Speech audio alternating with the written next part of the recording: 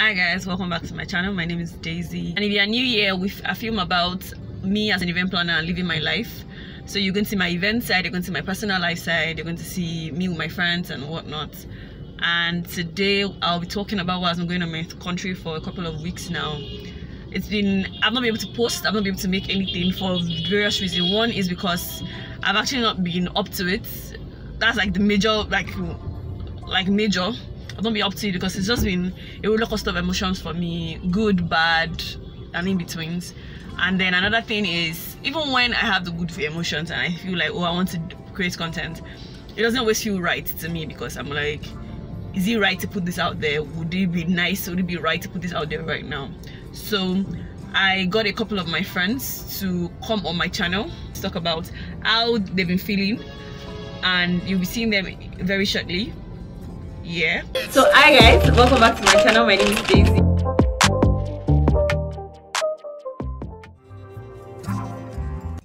I've been trying to process my feelings regarding the happenings at the Lekki toll gate. The first thing I thought of when I heard that those things happened was, it could have been me, it could have been any of my friends in Lagos, it could have been my brother, it could have been my sister, it could have been anyone.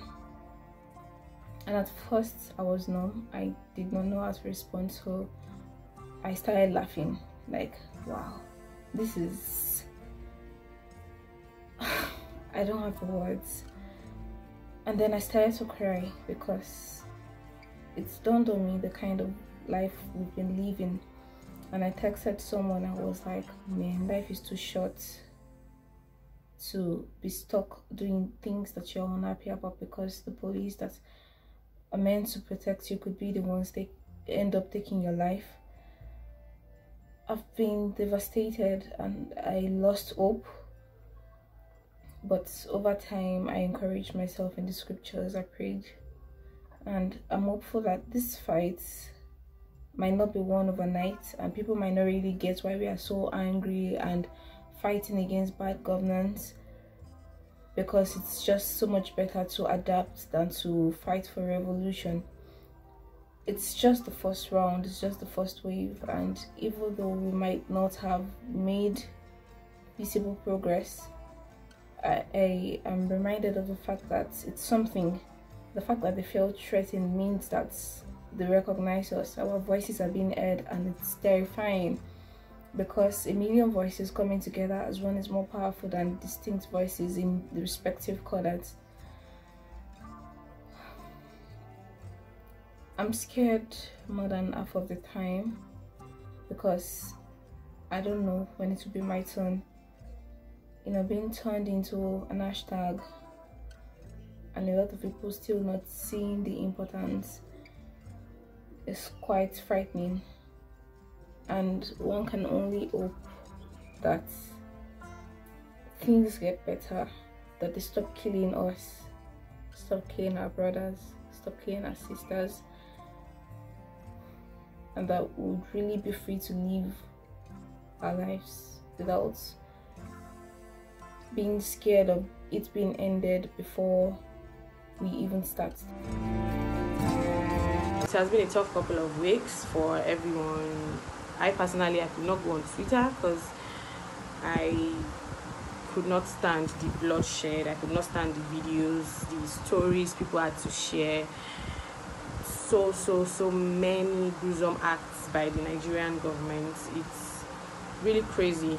But one thing I'm really proud of, one thing I'm really happy for, is that we, the Nigerian youths, have woken up. We now see that if we don't fight this fight now, it's going to be really tough for our generations to come. And that is what we've been trying to do, that is what we are going to do, and that is what we'll keep doing. We just hope that demands are met and we can all have a better Nigeria like we have all been craving for. So for me, I don't believe I was sold out until like a couple of days into the whole thing. I know I had been seeing protests online and it was trending online, and I was like, okay, what exactly is going on here? And I guess I just got to a phase where I could actually relate and could actually understand why people were hitting the streets. Like, it wasn't just as shallow as let us end SARS, but it was way deeper than that. And I believe we as youths began to find our voices, and I am so glad and happy to be in this generation, because I still believe that we are that catalyst and that change that this country needs. Not just this country, but this continent in general. And I know that we're going to get that change, like well-deserved change, regardless of how things look right now. So if I'm to go back to Tuesday, the 20th of October, when there was a massacre at Lekki toll gate, like, I can still remember on that day, I think about 7-8ish o'clock, a friend of mine sent me a link on Instagram. I didn't know where exactly it was, so I just clicked it, and it was DJ Switch's live feed.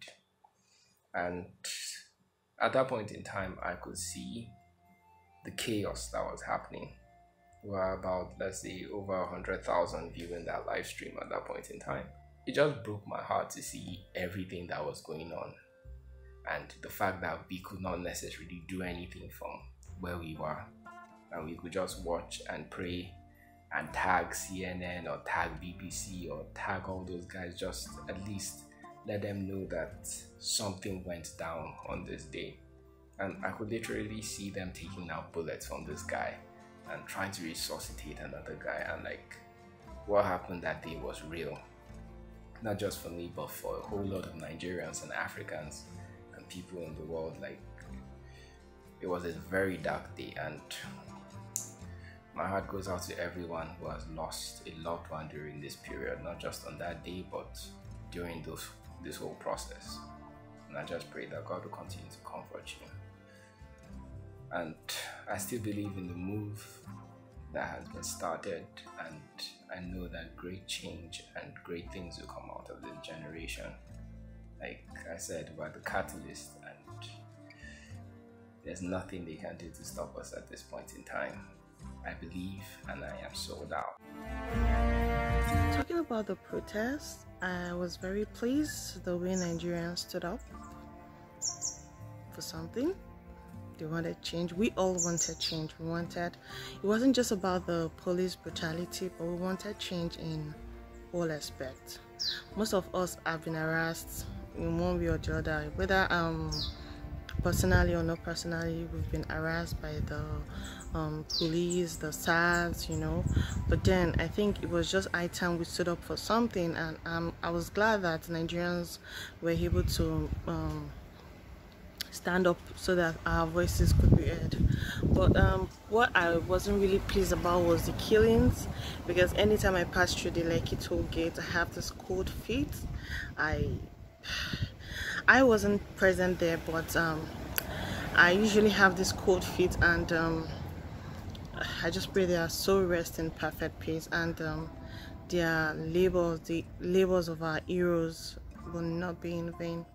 And then the aftermath, you know, the hoodlums, I wasn't pleased about that, because I personally, as a business owner, I was affected, and a whole lot of personal things during that protest I was actually affected. But I know that there is no really a win without a loss. So I hope fights will not be in vain. I hope we'll remember October 2020 in years to come, that we stood up for something as youths.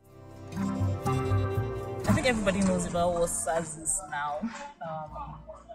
Like, it's not new if you use the internet, especially if you're on Twitter. I wish people were like actually speaking out. I know how inconvenient it could be, because a friend of mine, even when he came out from prison for a month, he couldn't actually even tell us like the details and everything, just because he was a website developer, and then he doesn't even use an iPhone. That's the funniest part. And then I just think humanizing people is just not a way to punish. I saw a video on BBC Africa, and then the video is just like, I've seen videos, all of my same one video, a lot of videos, and then just realize that this thing is not even, like, you can't even walk freely, you can't actually do what you want to do. I think the fact that our parents already made out dyeing hair, having tattoos, doing this, dressing the kind of way, already bad. I think that's what the government actually capitalizes on and everything. So anyway, it's still endsars and SWAT.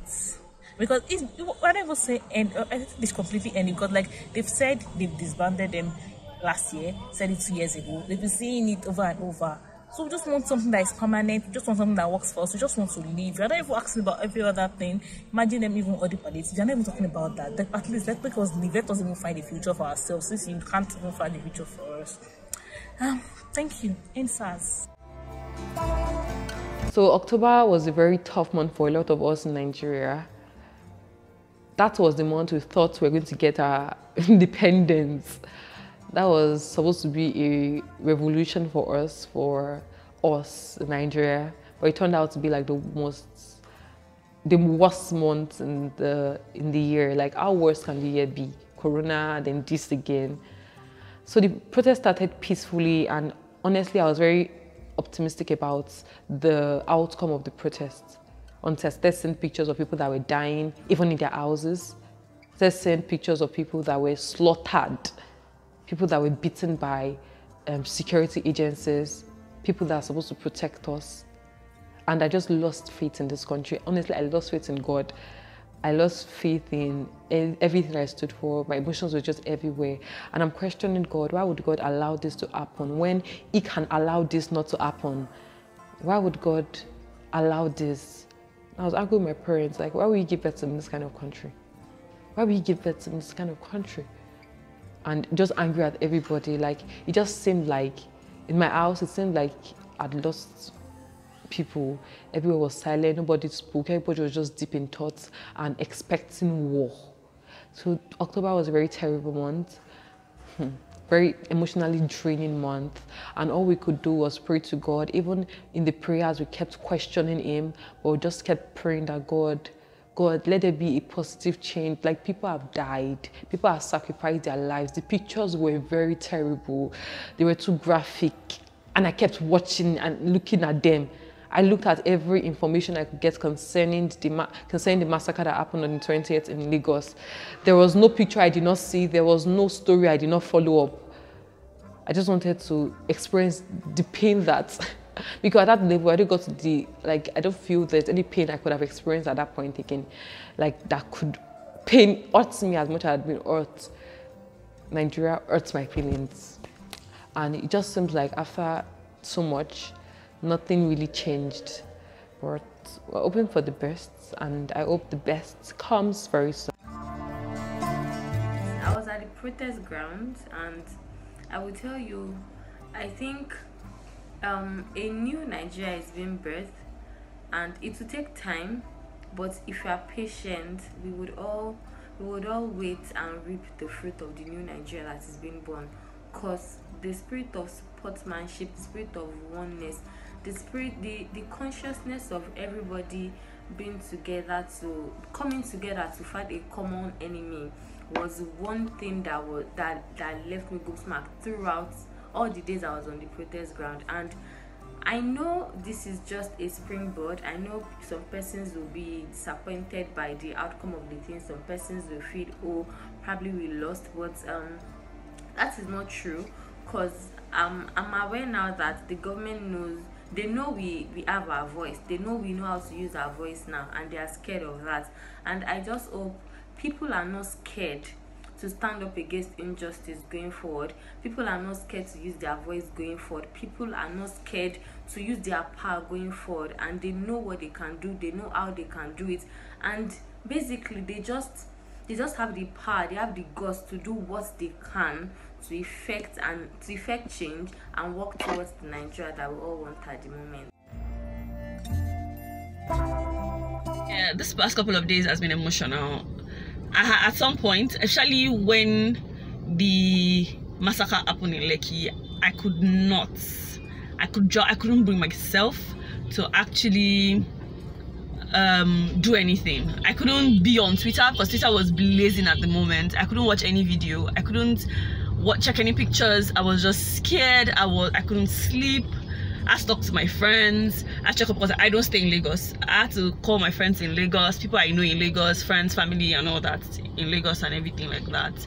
I had to check to be sure they were fine and whatnot, and it's been crazy. In case you don't know what was going on in my country, there's the endsars movement and there's the police brutality movement going on in Nigeria, and so many other things that came into. There's the 5 for 5, and I'm going to show you because there are hashtags you can check to read more about it and all that.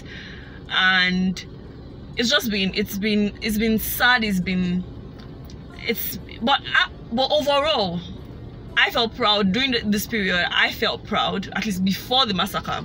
I felt proud to be Nigerian. So next time I was wishing I made a video before the massacre, because I probably have had a better video, a better outlook at things. But when the massacre happened in Lekki, it just really told me, my heart goes out to every single family, every single person that lost someone in that massacre. It's been sad, like really sad.